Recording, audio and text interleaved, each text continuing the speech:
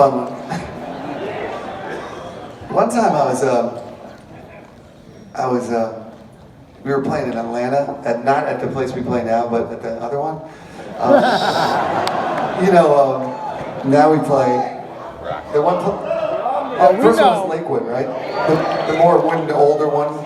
And Lakewood's kind of in a not so, a little sketchier neighborhood. Is that right? I'm trying to say that, So we play the show. This is completely true story. And we're playing out there and we're doing some encore or something, jumping around. And we're screaming and we're jumping up and down, sweating. We go running off stage and me and Paige and Mike and Phish, we run into the band room. And then the phone rang. There's a phone. There's always a phone in the band room. Okay? Which, I don't know why it's there. It's nobody uses it. It's there's phones in band rooms, but I don't know, maybe there's some kind of connection. I didn't think there were actual phones that you could call out on, but line phones for talking on. Phones for talking on. Anyway, we run off stage at Lakewood, running, and I run in the band room and the phone rings. Ring! And I pick up the phone and I say, band room, Trey talking. Right? And it's this woman, and she's almost in tears, very heavy Southern accent. And she says, I just called because my son called, and his name was Peyton. And I said, what's your last name, ma'am? And she said, my last name is Hooten. His name was Peyton Hooten. Okay? And she said, my son just called me from the venue. It's his first concert. He's a teenager. And he'd never been to a concert before. And he lost his friends. And I'm panicked because he's 16 years old or something like that. We've been there. And he sounds like he was sounding funny. So, she didn't know why. She's like, oh. So I said, because I just run off stage. I was like, Mrs. Hooten, you got nothing to worry about. I got this. Give me your number. I said, I'll call you back in 5 minutes. So she gave me a number and went running out the hallway. We had all these friends backstage that night. There was a bunch of we had a gang of people hanging out. There were 20 of us. And Peyton Hooten, it's we gotta find him. So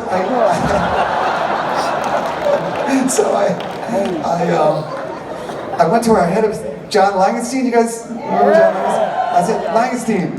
I was like, we gotta find Peyton Hooten. And he's like, hold on, he got on the radio. There's only 2 banks of payphones in the whole Lakewood, right? So he just jumped on the radio to the other security guards. He said, is anybody talking on the payphone who looks like they might be lost?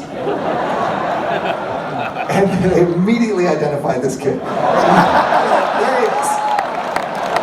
So I was like, you gotta understand, it's still only been 6 minutes since we walked off stage. I said, let's go. I'm like, John, let's go. We jumped on a golf cart. And we start going through the crowd. We're driving through the crowd, me and Langenstein. It was high five, going through the crowd. Go to the payphones. The crowd was partying and we're high-fiving because everybody just was at the show together. And it's hey man, the Trey, So then we're driving up and here's this kid.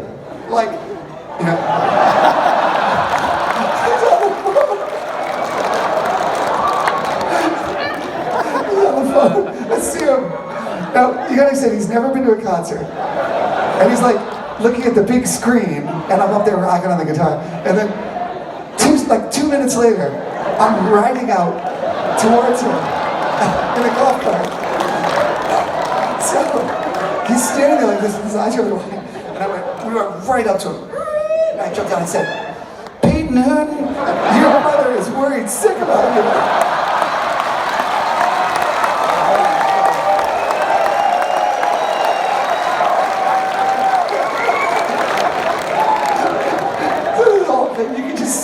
He said nothing. It was just, I knew his name, but his mother, the whole thing was, so we're come on.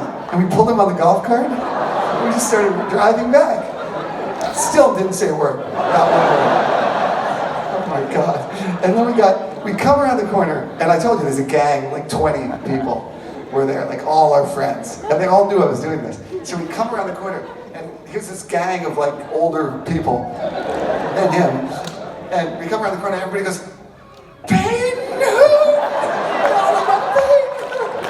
And all of a sudden hugging him and stuff. Like, oh my God, you're okay! Everyone knew his name.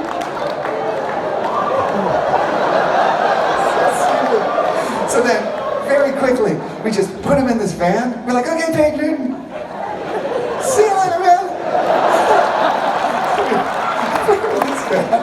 And his mom or something, somehow we found out that his friends, he had lost his friends, and his friends were at some really sketchy gas station somewhere near Lakewood. And so the van driver, we said, just drop him off, like, they went, and he dropped Peyton off across the parking lot from his friends. So there was no real visible evidence of him getting out of the van. He just suddenly Peyton is back with his friends. And I always like to imagine, like, what happened, like, you know, if he ran over, he's like, Trey I lost you guys, but Trey came out in the golf cart. He got me here. And they're like, all right, guys, yeah, right.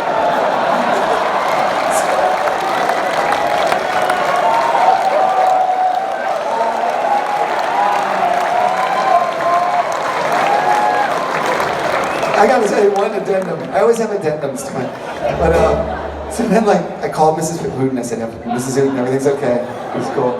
And then the next day, I called her again from the next band room phone. I was like, how's Peyton? She said, well, he's mowing the lawn. He's grounded. And she said in a very heavy Southern accent, she's like, I think he was on the pot.